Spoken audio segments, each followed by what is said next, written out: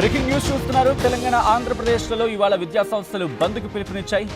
In fact విద్యార్థి సంఘాల పిలుపునికి తెలంగాణ ఆంధ్రప్రదేశ్లలో ఈరోజు విద్యా సంస్థలు బంద్ కప్పుతున్నాయి.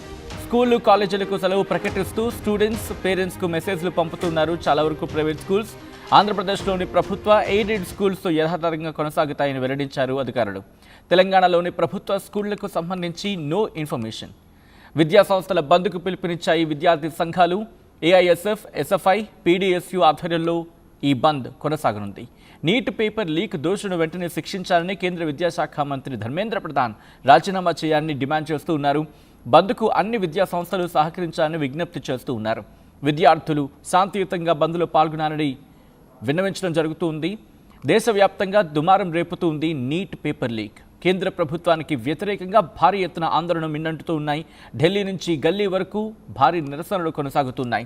ఈ నేపథ్యంలోనే విద్యార్థి సంఘాలు బంద్కు పిలుపునిచ్చాయి. దీంతో విద్యా సంస్థలు బంద్ కాబోతూ ఉన్నాయి. ఈ రోజు 24న విద్యా సంస్థల బంద్కు పిలుపునిచ్చాయి విద్యార్థి సంఘాలు. నీట్ పేపర్ లీక్ దేశవ్యాప్తంగా ప్రకంపనలు రేపుతున్న నేపథ్యంలో విద్యా సంఘాలు ఇచ్చిన పిలుపుకి విద్యా సంస్థలు ఈరోజు బంద్లో పాల్గొనబోతున్నాయి.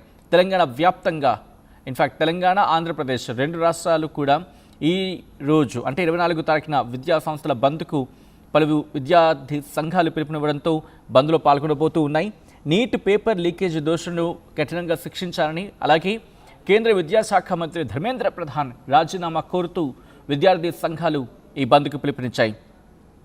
ఈ బంద్లు ఎన్ఎస్యుఐ, ఏఐఎస్ఎఫ్, అలాగే ఎస్ఎఫ్ఐ, పీడీఎస్యూ, ఏఐఎఫ్డిఎస్, ఏఐఎస్బి, ఏఐపిఎస్యు ఈ సంఘాలు పాల్గొనబోతూ ఉన్నాయి. ఢిల్లీలో యువతపై జరిగిన లాఠీ చార్జ్ను ఆయా సంఘాల నేతలు ఖండించడం జరిగింది. బంద్కు అన్ని విద్యా సంస్థలు సహకరించి విజయవంతం చేయాలని ఎన్ఎస్యుఐతో పాటు మిగిలిన విద్యార్థి సంఘాలు పిలుపునిస్తూ ఉన్నాయి. విద్యార్థుల కోసం కాంగ్రెస్ అగ్రనేత రాహుల్ గాంధీ చేస్తున్న పోరాటానికి మద్దతు తెలపాలని ఎన్ఎస్యుఐ కోరుతూ ఉంది. ఈ నేపథ్యంలో ప్రస్తుతం దేశవ్యాప్తంగా ఢిల్లీ కేంద్రంగా నీట్ అంశంపై దుమారాన్ని రేపుతున్న సందర్భంలో ఇప్పటికీ ఇదే అంశం మీద కేంద్ర ప్రభుత్వం కూడా రియాక్ట్ అయింది. ఇన్ఫాక్ట్ ప్రధాని మోదీ రియాక్ట్ అవుతూ ఫాస్ట్ ట్రాక్ కోర్టును ఏర్పాటు చేయడం జరుగుతుంది. దాంతోపాటు జరిగిన అన్యాయానికి సంబంధించి కూడా ఆయన కొన్ని అంశాలను ప్రస్తావించడం జరిగింది.